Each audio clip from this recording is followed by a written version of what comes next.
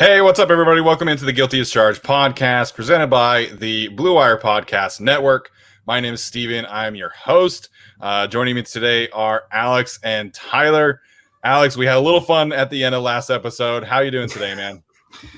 Too much fun, according to the fun police. But no, yeah, last episode was pretty fun. I did not plan that. If I had planned that, it would not have come off that well acted. So yeah, it would have been a mess. But last episode was fun, and I'm excited to talk about the Steven's favorite episode today, the big Hog Mollies episode.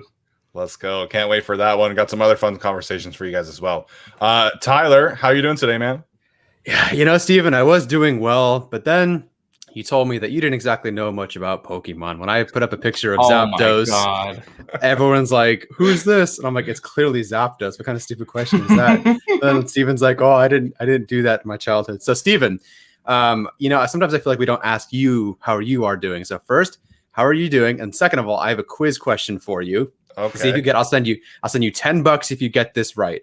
Can you name, and for those at home, can you name this Pokemon? He's a psychic duck. Here's a picture of him.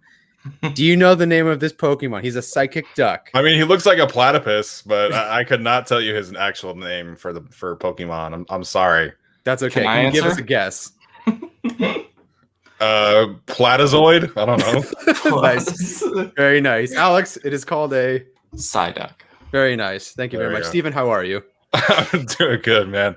Yeah, not much Pokemon in my childhood. It was all about, the Marvel cartoons, Cartoon Network, all that good stuff, and of course football and basketball and everything like that. So my brother is a big Pokemon guy, loves playing Pokemon Go, but I have no idea whatever he's talking about whenever he talks about it. But it's all good. So the two Asians know what Pokemon is. Come on. Yeah, of course. Obviously. So no shade. Obviously, everybody can have their own things, right? So just Pokemon is not one of mine. Gonna have some fun conversations today. We're gonna talk about Daniel Popper's list of the 20 most important Chargers. We're also gonna talk about Joey Bosa coming up in the ESPN's annual executive edge rusher rankings. They haven't gotten much further than defensive tackle and edge rusher, I think, unless Jeremy Fowler posted another one today. So we'll talk about that.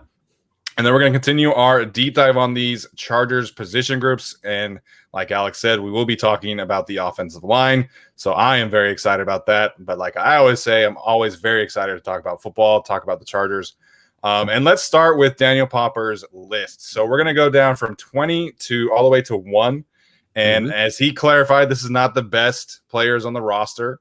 In his article, he used the clarification of Sam Tevi. Last year, he had Sam Tevi, and I think number 5, if I'm not mistaken, as the most important Charger. Obviously, Sam Tevi is not the 5th best, or was not the 5th best Charger.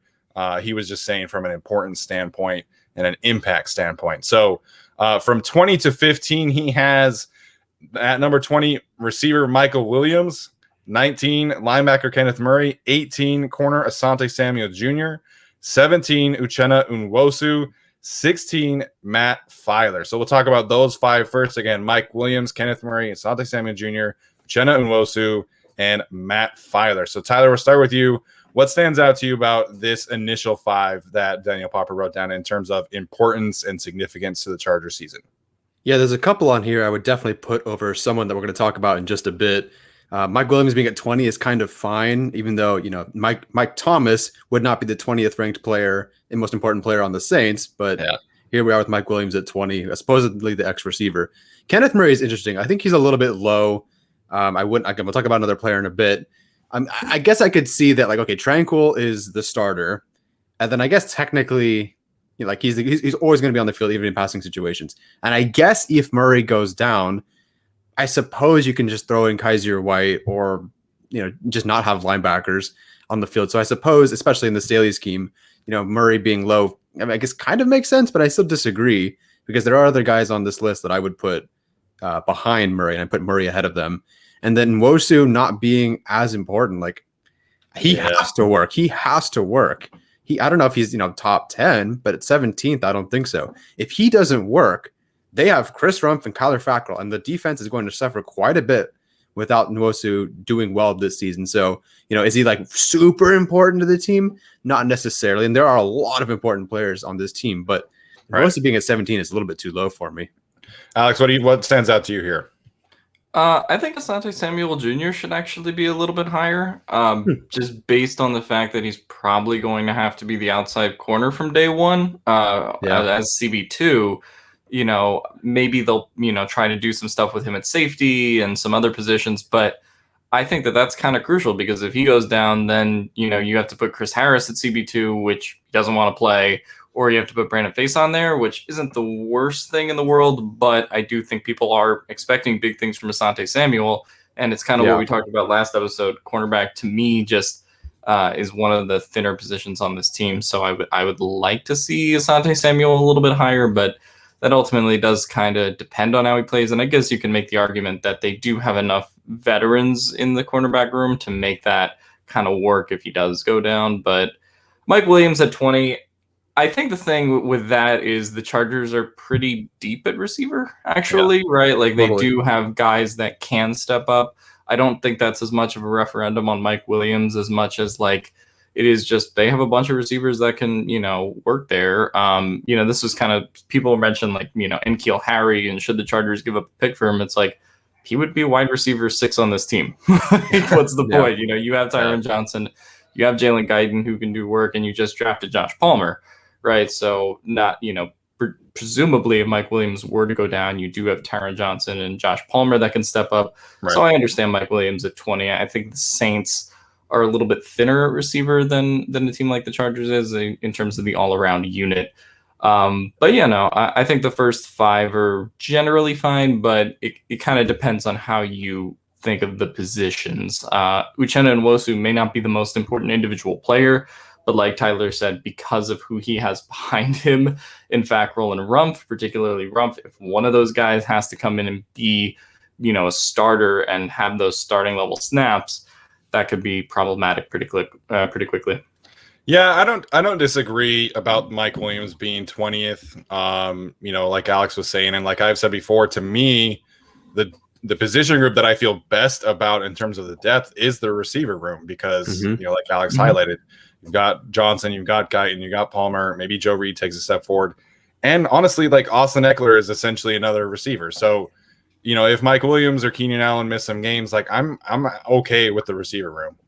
Some of the other rooms that we've talked about, not so much, but I agree. The first thing that I saw here that I was like, wow, really like this low was Uchenna Nwosu because Kenneth Murray, I kind of get, the justification of him being this low because of Drew Tranquill. One of those two had to be in the top 12, in my opinion. And Uchenna Nwosu, I think, should be in the top 10 because when you're talking about the ceiling of this defense, right, like so much of that hinges upon Joey Bosa playing at an elite level, right? And rightfully so, he's in the top. Let me make sure. He's in the top 3 on Daniel Popper's list, which we'll get to in a second. But, I think for Bosa to really play at his best, Brandon Staley and company really need to reduce the amount of double teams that he faces. And yes, you can do some creative things with this scheme, and you can put Nwosu on the same side. You can have blitzes come from that direction. But as long as you don't have a true complementary pass rusher opposite of him, he's going to get double teams, right? And so if Uchenna Nwosu plays at a very, very high level, that's going to allow Joey Bosa to have more freedom. And we saw this when Melvin Ingram got hurt. Bosa's double team rate was exponentially higher because nobody knows about Uchenna Nwosu and nobody respects him to the same level that they do Melvin Ingram. Now, I don't need Nwosu to be Melvin Ingram. I just need to be a functional, serviceable, complementary pass rusher. And frankly, edge rusher is the second or third most important position in the group. So by default, by position only, I think Uchenna Nwosu should be higher. Right. Yeah, I agree. So, Stephen, you have the Athletic subscription, and I don't. What was the rationale for having Nwosu at 17? Do you remember? I don't remember off the top of my head. I wish I had the article pulled up. But I have to imagine that he is like the secondary pass rusher. Maybe Jerry Tillery is considered higher, which he does have Tillery higher, which we'll mention in a second. But I would have to pull the article back up. So we'll move on to the next 5 here. At number 15, Daniel Popper had Jared Cook. At 14, Jerry Tillery. 13, Drew Tranquill. 12, Linval Joseph. And 11, Nasir Adderley. So, Alex, we'll start with you on this one. what stands out to you about 15 to 11? I think you could move Jared Cook down a little bit in favor of somebody like Uchenna Nwosu or like Asante Samuel, just because I think you know what production you're getting out of him, and I think the tight end group in terms of the receivers you have there isn't so bad to the point where it all hinges on 34-year-old Jared Cook. Plus, the Chargers are, built like a team where they have somebody like Steven mentioned, Austin Eckler is pretty much an extra receiver. And they kind of have all these weapons that are versatile on the field. So I don't think Jared Cook really deserves to be in the top 15, but I get why he is, because he is taking over as tight end 1. Linval Joseph is obviously very important, just because they are not super they are thick in the tackle group. I should say they're very thin in terms of the depth there you go. Currently. So, yeah, I mean, Linval Joseph, you can really make an argument for him in the top 10, I think. And I don't think it would be crazy just because, unless Justin Jones or somebody else really takes kind of that next step, then it's always going to be relying on Linval Joseph pretty much all the time.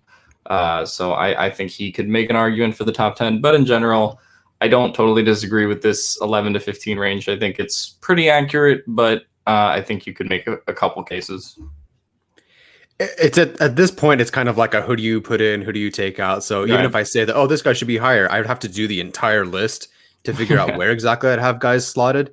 But like if it were up to me, like I was talking about earlier, and you said already, I wouldn't have Jared Cook in the top 15. Like I don't think that tight end, even at tight end 1, I don't think he would be as important to this team. Would I put Hunter Henry there last season? No, I'm not really quite sure. Anyway, so Jared Cook, I would kind of move. Linval Joseph, just because he's the only guy that's going to do his job at his job and do it hopefully well for an entire season. Like you could make the argument that he should be higher. I think 12 is completely fine. I just think Drew Tranquil, like again, who do you take out? And like everybody after Drew Tranquil, I mean, I'd probably flip him over Joseph, probably. But again, while linebacker is devalued, they're going to have one. They're definitely going to have one in the middle pretty much the entire time. And so, every down linebacker, and I just 13, especially because you have Murray already at 19. So not having either of those linebackers in the top 12, I think is a little surprising, but like not a bunch of huge movements. But the only one, like you said, that I would really move out of this would be Jared Cook. I would also just add that with the Hunter Henry question, Hunter Henry had more pass blocking responsibility last year. And also going into last season, we didn't really know what Donald Parham was and what Steven Anderson were.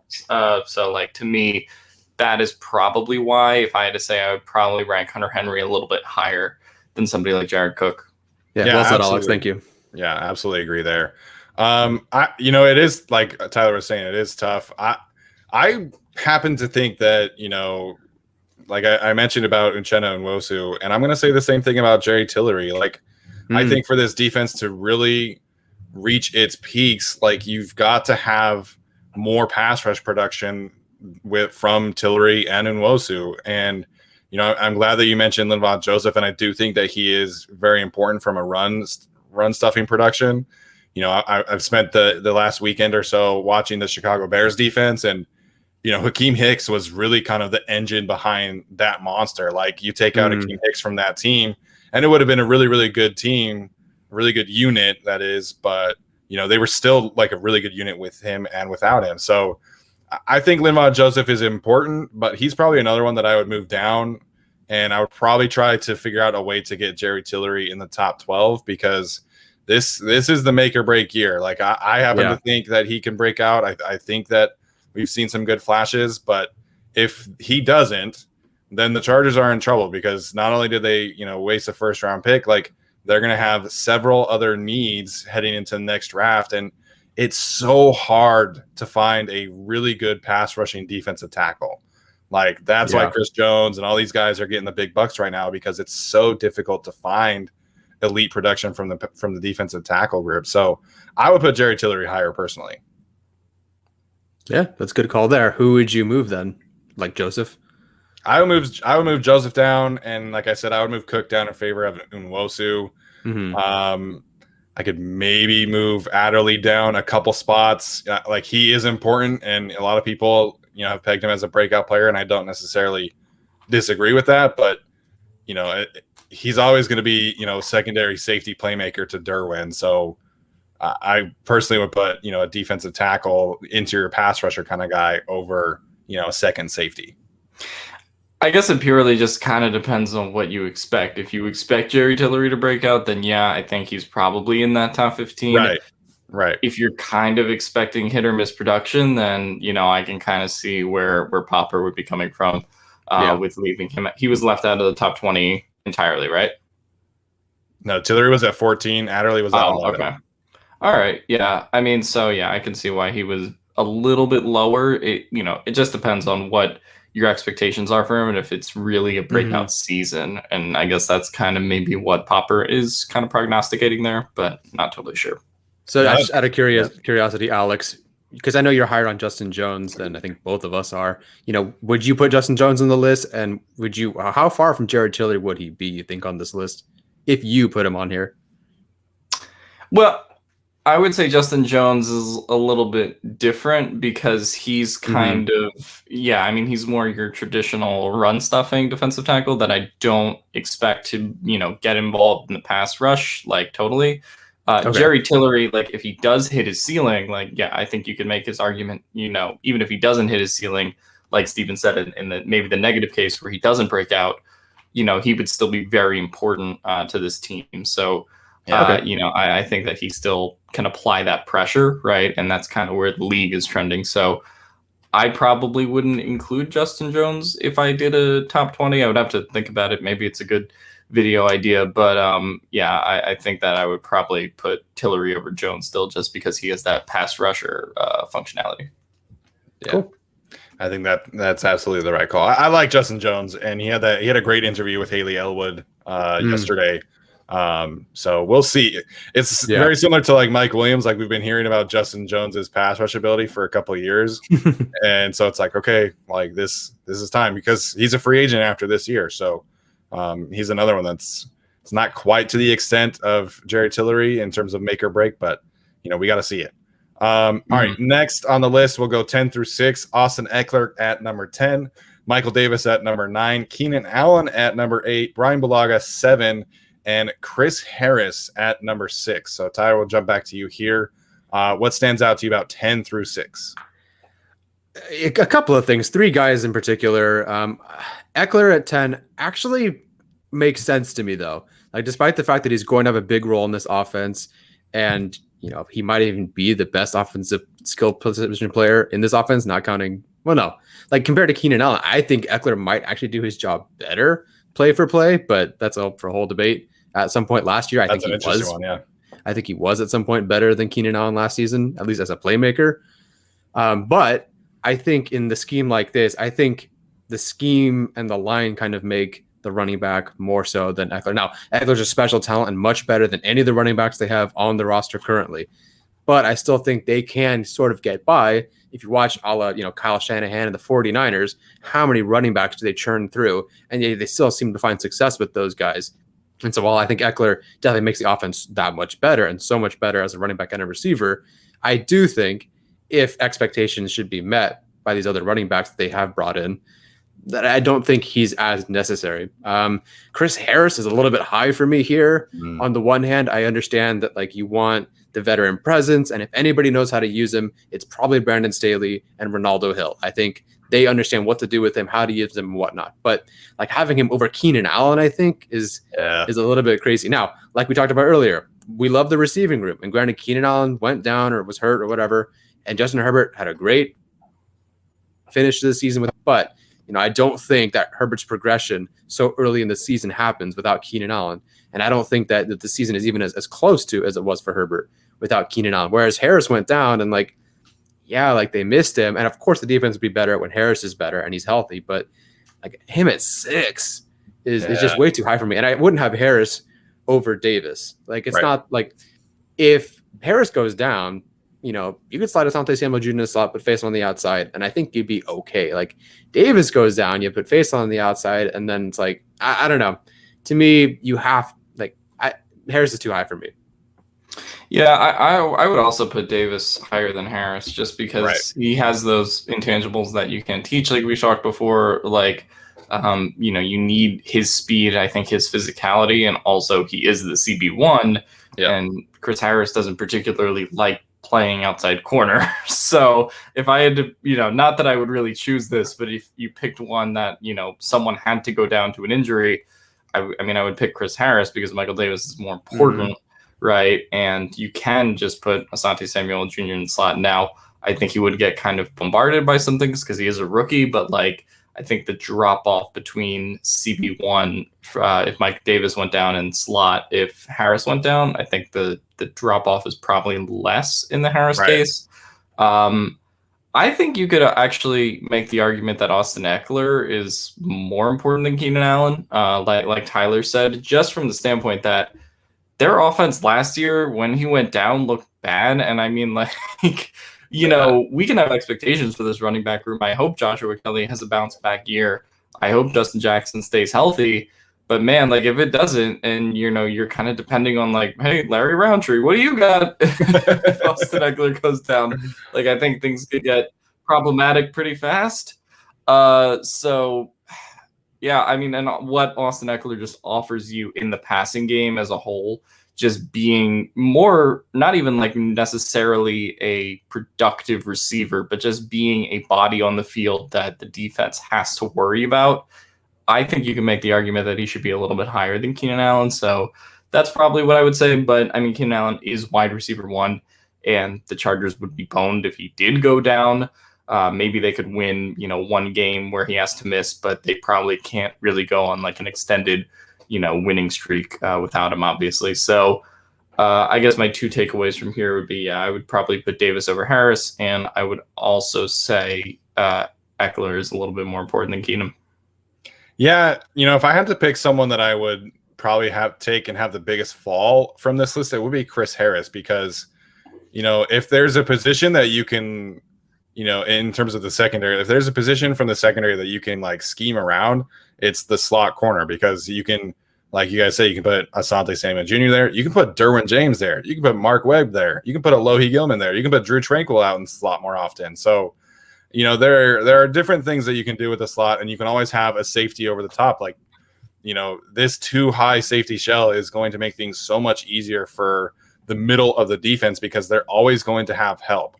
And, so I would move Chris Harris probably all the way down out of the top 12, to be honest with you.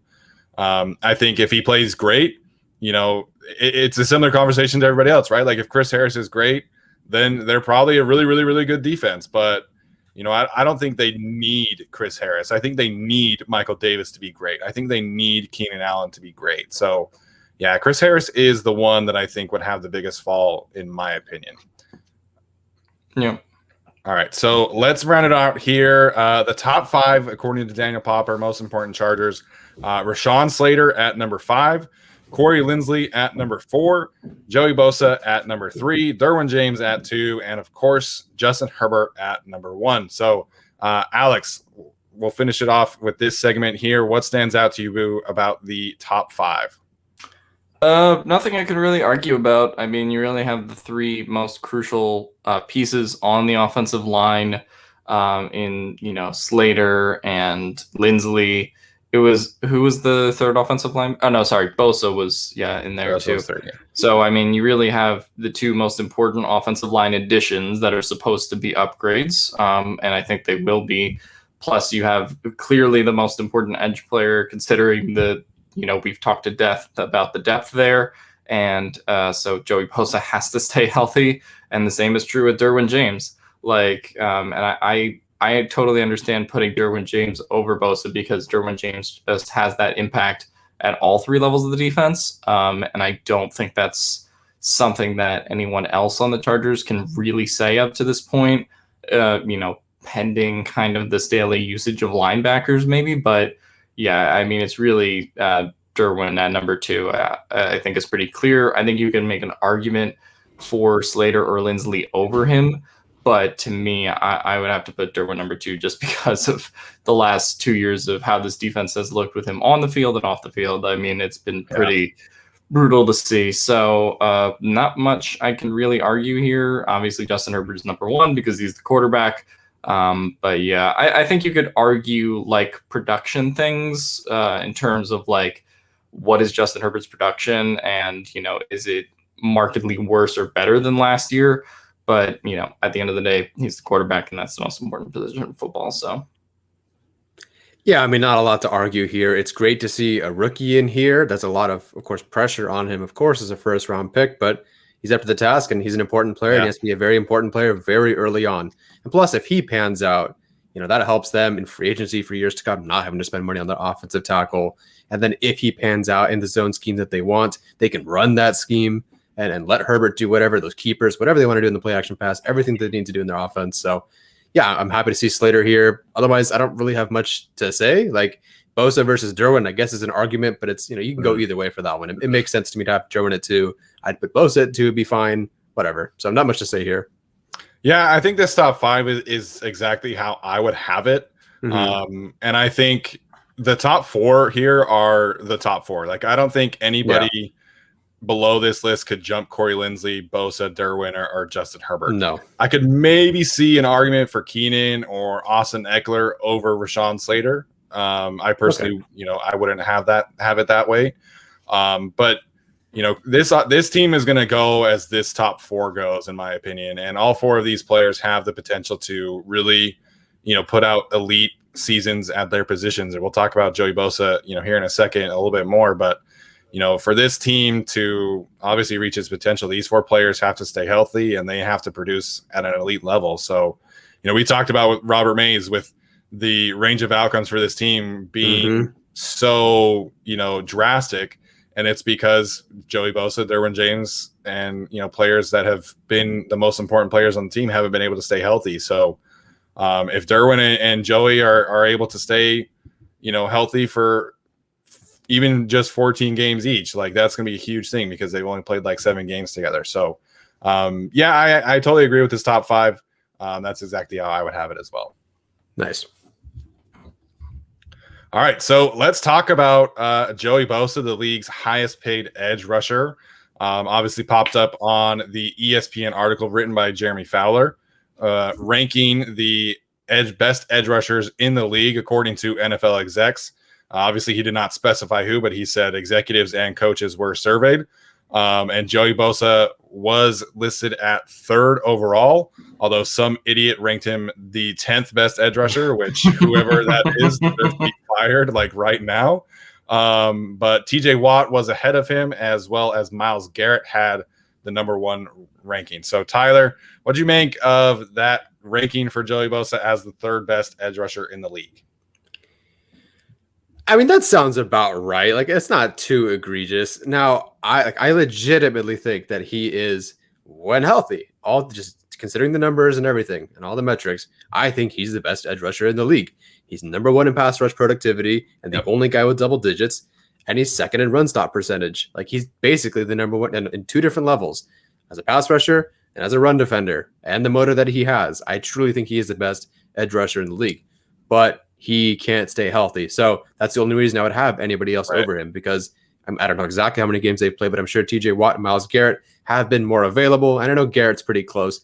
Watt's kind of the guy that I sort of have it, like I would take him behind Bosa. The production is definitely there and there's no taking away from what he's done. But at the same time, his double team rate is far lower than most of the guys, the elite pass rushers on the list. So I forget what it was. At some point last season, TJ Watt was like behind Brian Burns. No offense to Brian Burns, but he was behind Brian Burns in double team rate, whereas Bosa was like on the other side with Aaron Donald. Not that Aaron Donald's an edge rusher. By the way, I take exception to whoever put Aaron Donald as like the top 8 like interior defensive lineman. Like, I don't understand, even if your job is just to like, if you suck, you hate watching football, but you just look at numbers, how do you put Joey Bosa 8th or 10th or whatever it was? Like, even if you do nothing but look at PFF grades and stats and everything, how is Joey Bosa not in the top 5? It blows my mind. But either way, Bosa at 3 is fine. If he stays healthy, he's the number 1 guy, in my opinion. I mean, even if you looked at like just a picture of Aaron Donald, I feel like he should still be the number 1 defensive tackle. So yeah, I think that you could really debate the Bosa Watt thing. Mhm. I would probably put Garrett at number 1 and then Bosa at number 2, but I think it's pretty close either way. I Sure. think a lot of GMs and execs do look at like, hey, look, it's a what have you done for me lately league, and Bosa's Mhm. unfortunately missed games in the last 3 years, so that's hampering his total sacks numbers and all that. So, but I do think when healthy, I mean, his pass rush win rate was second to Aaron Donald. So, I mean, he is that Mhm. kind of a force, and he's a very good run defender, right? Like that's the two things you could say about him. And so I think he deserves to be at number 2, number 3. You could put him really, I think, anywhere in the top 5 if you wanted to put him a little bit lower. But number 10, that's pretty egregious. Jeez. It was like mind blowing to because I scrolled like just through the rankings and like what people were saying about it, and then I was like, oh, like I didn't notice after like 6 or 7 players that they had like the highest ranking and lowest ranking. I was like, oh, I wonder where Bosa's lowest ranking is, and I was like 10.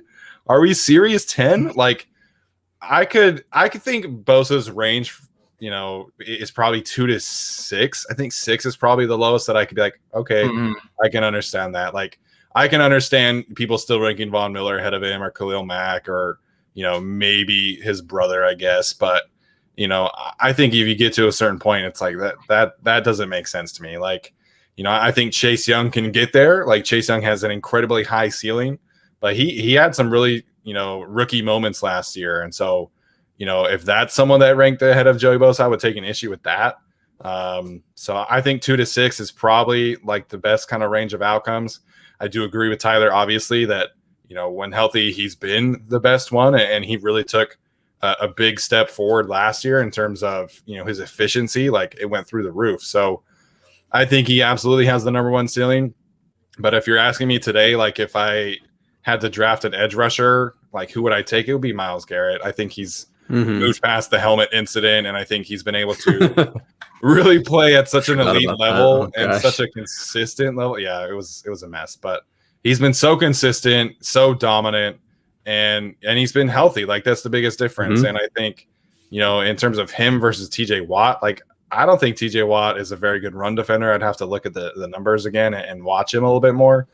But that Pittsburgh defensive line, man, like they got 5 dudes up front. And so TJ never has to face a double team. He never has to worry about chip blocks because teams don't have a choice. Like you got to have, one-on-one blocking across the board against the Steelers. We'll see how that changes without Bud Dupree, but I would also have TJ Watt lower on this list.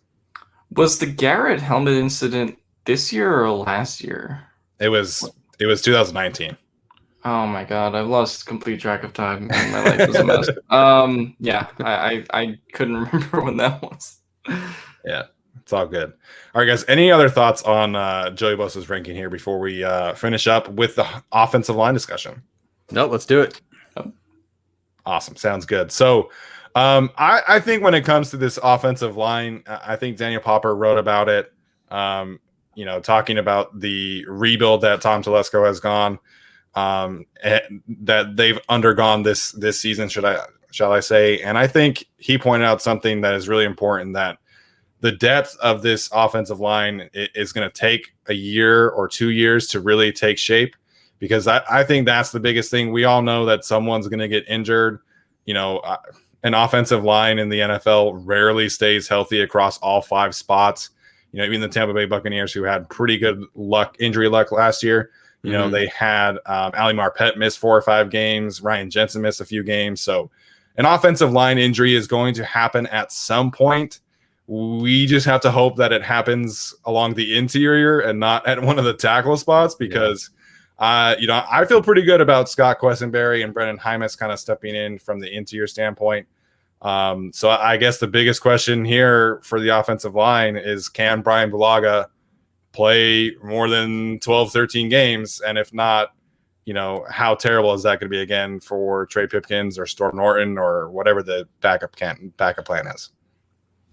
For me, it's, in that same vein. Okay, so the injuries are going to hit, and we should expect them to hit. It's just going to happen considering the offensive line. So when they hit, who is the next man up for this group? Do they shuffle? Is this group like Lynn would take this group and probably go, oh, well, chemistry, continuity, continuity, and we'll just we'll just keep them the same. We'll just plug and play the next right tackle up. But this team, and supposedly all offseason, we think versatility, versatility, versatility. And of course, that's why Matt Filer was a target. So when Bulaga goes down, is Matt Filer the backup right tackle actually? Does that put the best players on the field to have, him at right tackle and, I don't know, Hymas at left guard or Abushi at left guard, Hymas at right guard? To me, I want to know, what is there shuffling? Does the versatility actually matter to this offensive line and to Staley or whoever the offensive line coach is? I can't remember who the offensive line coach is. Anyway, Frank Smith. Frank Smith. Thank you. So when the injuries hit, what is their shuffle? Like, how much do they move? Yeah. Do you leave Slater at left tackle no matter what happens because you have to evaluate him? Or, if the left guard goes down, if Filer goes down, or if Filer has to go to right tackle, do you kick Slater to left to guard and leaves? I don't know what happens. And, in terms of his development, do you leave him there or do you shuffle him around to have the best offensive line possible? I don't know.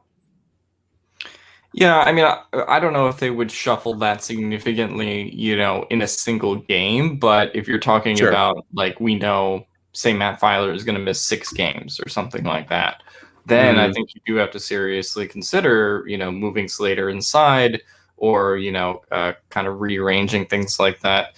For me, my biggest question is just how fast do they come together? Yeah. Just as a unit, because these guys haven't played together. There isn't any continuity really on this line other than Bulaga and Lindsley played together in Green Bay, but that's really the only continuity you're going off of. Right. And they open up with a tough schedule. I mean, we talked about the Washington game particularly, but in addition to that, you have 2 teams that are really strong in the trenches in Baltimore and Cleveland, which is a really figure out what you're about kind of moment. Absolutely. So for me, I think that's a little bit concerning. And, if you were to suffer an injury, I would hope it's not actually in those first 6 weeks, just because I think that's such important time for all of those guys to kind of learn how to play together. So for me, that's my biggest question is what kind of is the off-season regimen? Obviously, they're going to get time in training camp and get the reps. But, how do you really go in kind of live game action? Because I think with no continuity, it'll probably at least take them 3 or 4 games to kind of get their act together a little bit. And there might be a little bit of an adjustment period where, they'll be better than last year's offensive line, I think, quite clearly, but it may not look quite as clean as everybody wants it to look out the gate. Yeah, that's always been such an interesting thing to me because, as an offensive lineman, you're always told, okay, you got to communicate, you got to have chemistry. It's drilled in us from, middle school that you have to have good chemistry with the 2 men, in this case, next to you, right? And so this is going to be the ultimate test, right? Because we've always heard you have to have continuity, you have to have chemistry. But if the Chargers offensive line comes out the gate and they play a great game against Washington, well, then that's a myth. That idea is done for, and we'll never talk about it again. So that is a very interesting one as it pertains to the depth. From the outside looking in, I think that Scott Quessenberry should be the first lineman off the bench. Injury strikes, I think Scott Quessenberry should be that guy. And, he never really got to prove that he could play guard, and I think he should be able to have that opportunity. So, in my opinion, if Brian Bulaga misses games, I'm kicking Matt Filer out to right tackle, and I'm playing Scott Quessenberry at guard. That would be my plan. Now, could there potentially be pressure to see what Trey Pipkins can do again, or are you cutting Trey Pipkins in favor of Storm Norton? What's the plan there? I think if you're in a specific game, Brian Bulaga goes down in the first quarter, you're probably just putting in his backup right away. The next game during practice, then you can make some changes. So, like I said, I think Scott Quessenberry should be the first lineman off the bench. I think he is the best backup. I'd be thrilled to see what they have in Brendan Hymas, if he could play guard or right tackle. But, I think he could. I think he probably is the third. I think I would probably go Quessenberry 1, Pipkins 2. I know everybody kind of hates Pipkins, but the Chargers, frankly, just need to see what they have in him and if he's able to play at a high level or not finally in year 3. So in terms of the backups, I would say Quessenberry 1, Pipkins 2, Hymas 3. All right, I got a question for the offensive lineman here. So first, I got to start with a stupid question. Stupid question, I think, is, okay, so you talk about the Saints and them having a 6th offensive lineman. That generally was an offensive tackle, right? They didn't throw like a Scott Quessenberry guard in there and then just make it. Okay, just dumb question, had to ask. That's okay. Okay, who is the best shot at being that guy on this team then, the 6th offensive tackle? And do you think the Chargers would even run that considering their personnel, or just screw it because that's just a bad group? I think it's smart to run, a 6 offensive lineman out there, 4, 5, 6 snaps a game. I mean, sure, you're getting a better blocker out there. Like, Trey Pipkins struggles as a tackle, but he's unequivocally a better blocker than any of the tight ends. So I think it makes sense to do it on occasion, right? It obviously limits you, like you're not taking Trey Pipkins and having him run a flat route or run a seam route on play action. So I think it limits you, but I think it keeps your play snap. I think it keeps the play call sheet, open. I think it allows you to get another player out there, and it gets these players more game reps. So it's tough for me to say like what's the kind of goal here, because if your goal is to take that 6 offensive lineman and like pull him across the field or like work up to the 2nd level, then I'm taking Scott Quessenberry. If you're just going to have him like kind of set the edge, then yeah, I would bring Trey Pipkins in. So maybe we see both. I guess I wouldn't be surprised if we see both out there. Yeah, another question that I think I have is in terms of this Slater. I don't want to call it an experiment because he did ultimately play left tackle, in all of his years at Northwestern. But if he does, let's say he doesn't, quite work out to the extent that they want in the first 6 to 8 games, do they consider a guard move mid-season, or is that something maybe they consider in the off-season? That's a question that I kind of have regarding that. And we did talk about his importance in the last segment, and I do expect him ultimately to play all 16 games at left tackle. But I do 17. think I hate this schedule, Jesus. Anyway, but I think so that's the question for me, is if mid-season it's not looking so hot, do they give it time to develop, or do they consider a change? I think you kind of have to, like, Andrew Thomas was the first offensive tackle taken last year, and obviously it's kind of different circumstances. He was picked 4, Slater's pick 13. But I think Thomas showed some good signs down the stretch where the Giants now could say, okay, like, we have our guy. And so I think you have to give him a full season, like, especially if you're like, okay, after 8 weeks, he's kind of struggled. Well, it's like, yeah, but those were some damn good defenses. So is that more about the opponent or more about him? So I think, like Tyler said, it would have to take, like, Bulaga goes down, like Lindsley goes down, for them to kick Slater into the interior. So I think you have to play him, all 17 games, if he stays healthy. I think the biggest thing for Slater is his range of outcomes as wide as somebody like Andrew Thomas, or because I don't think the Chargers are going to get in a historic all-pro level rookie season like the Buccaneers got out of Tristan Wirfs, but I think Slater can be very, very good from day one. And so what does that look like? Is he more on the side of Jedrick Wills, who was very, very good as a rookie, or is he just kind of a solid left tackle, which is kind of where I think he'll be solid. I think he'll be, this is going to sound terrible, but I think he's going to be a slight improvement of Sam Tevi, in terms of pressures allowed, consistency. But I'm not expecting him to come in and be Tristan Wirfs right away. I think that's an unfair expectation, in my opinion. Well, Steven, thank you for helping us set the record for most dislikes on a video. Can't wait for the comments on it. And I'm sure people will be super measured about that one. Well, so if you're talking slight improvement over Sam Tevi, think about it as plus 5 points on the PFF grade. So you could just bump him up to from 60 to 65. Well, maybe. I don't know. Like, I know that Sam Tevi wasn't great, you guys, but like, I mean, I absolutely wish that Sam Tevi were still on this roster. I would absolutely take him over Trey Pipkins right now as the primary swing tackle. So, I know that people are going to take that as a slight towards Slater, but he is a rookie. Like, we have to remember that. And, I think it's unrealistic to expect him to come in right away and be an all-pro, elite kind of left tackle. So I think it's going to take him a little bit. Like we talked about, they have some damn good defenses that they have to play. And, it's going to take a little bit for him to, come in. And we also have to remember that he did not play football last year. We're essentially having to look at this like he was injured and took the year off. So it's going to be interesting to see how that affects him or not affects him. But obviously I'm rooting for him. He was the player that I most wanted at pick 13. Never thought it was a possibility, but I'm not expecting him to be, a all-pro rookie either.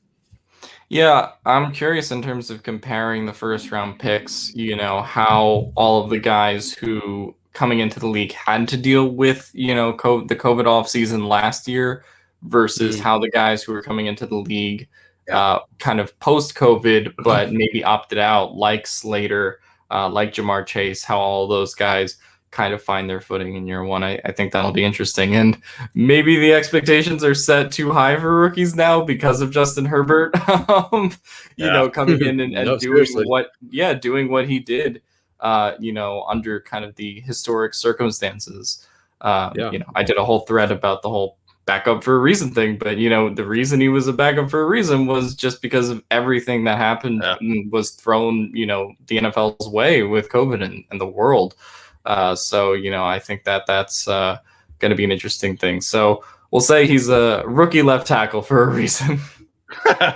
Great. So we've got Rashawn Slater is hopefully marginally better than Sam Tevi, and Alex he'll be better than Sam Tevi. Okay. All right. We're on a roll. He will be better than Sam Tevi. I'm just saying, as purely as a rookie, you might see him struggle a little bit, and that's okay because he is a rookie and he did not play football last year. So I'm just trying to prepare people. The last thing that I want to see as somebody that has loved Rashawn Slater is like after the few weeks that they Myles Garrett is gonna get a sack against him. Like that's gonna happen, and people are gonna be like, "Well, they should have taken a receiver." No, please no. Let this guy develop. Let him go through the lumps. Like, unfortunately, for him, he's gonna draw some very tough matchups in the first half of the season. And that's okay. Like, he's going to be a very, very good player in this league. It just might not happen right away as a rookie. And unfortunately, as Chargers fans, we've been very spoiled with instant impact rookies. But that should not be the expectation every single year for the Chargers first round pick, in my opinion. Totally. And all he has to do is be a little bit better than DJ Fluker, who in his first 3 years, granted one of them as a guard, he had 127 pressures and had 29 penalties. You mean his first 3 seasons? Yes. Okay. Not the first year. Oh, hell no. It wasn't that bad. 29 penalties in 1 year.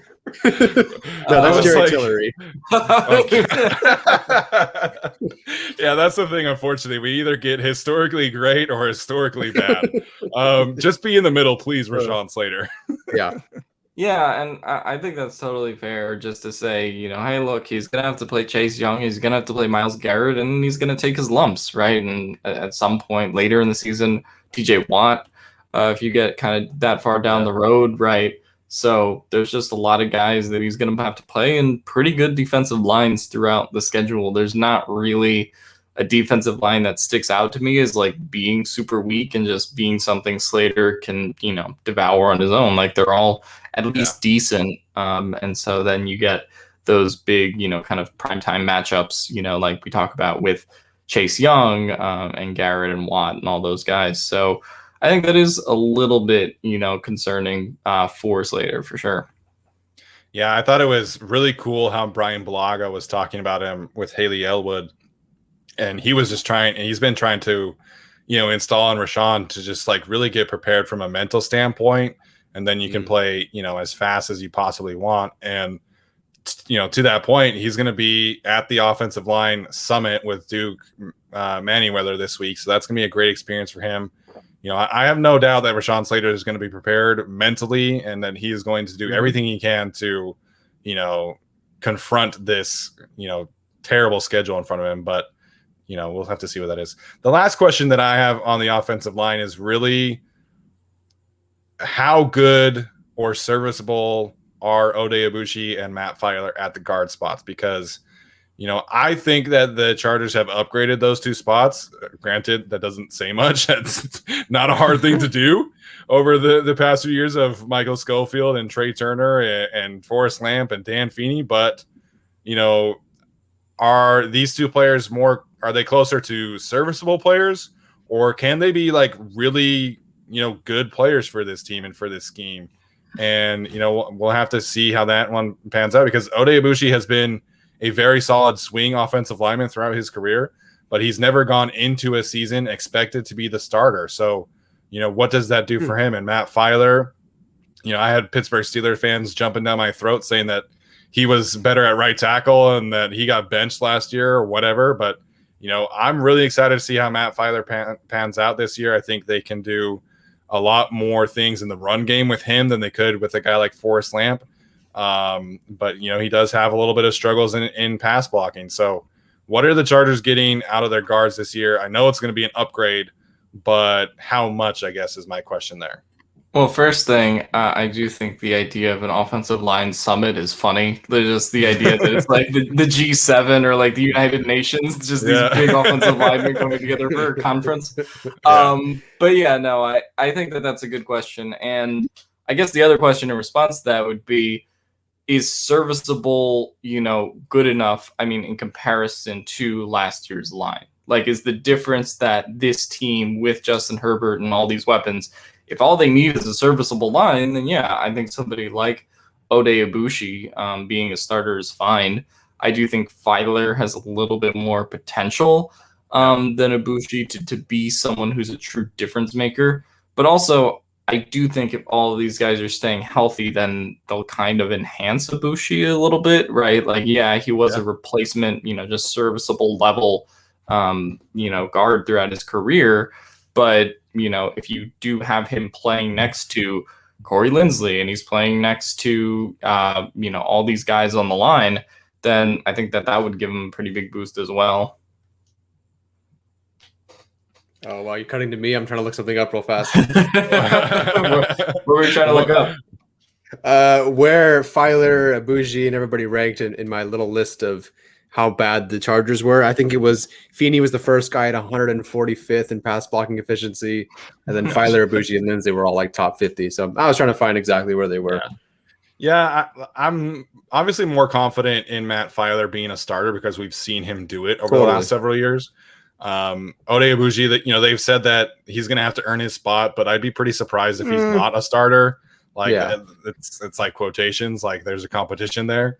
So I fully expect Ibushi to be the starting right guard. That's how it looked like, at least in OTAs, barring a truly like crazy ascension from Brendan Hymus in training camp. Like I do expect it to be Ode Ibushi.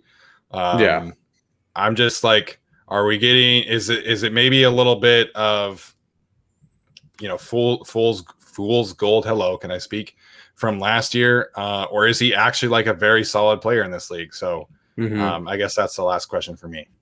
Yeah, other than Hymas, who even would be there to push him for that spot? Yeah, like I don't really. I guess. Yeah, I guess Questenberry was the other person that maybe you could think of as just, if they want to move him to guard and have him be a starter.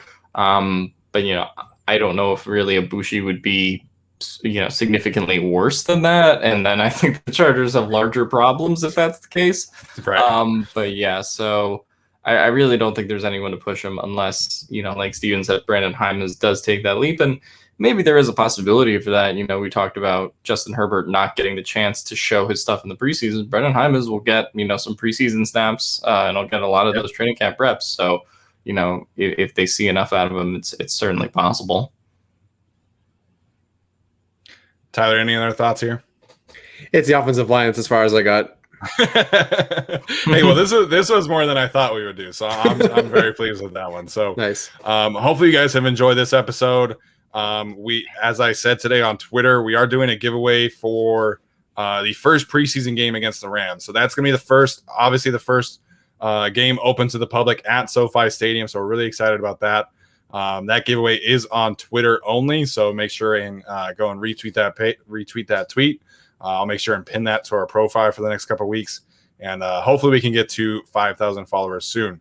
As always, make sure and leave us a rating or review. Subscribe to our YouTube channel. Turn those notifications on. All those things really help us. And we will see you guys next time.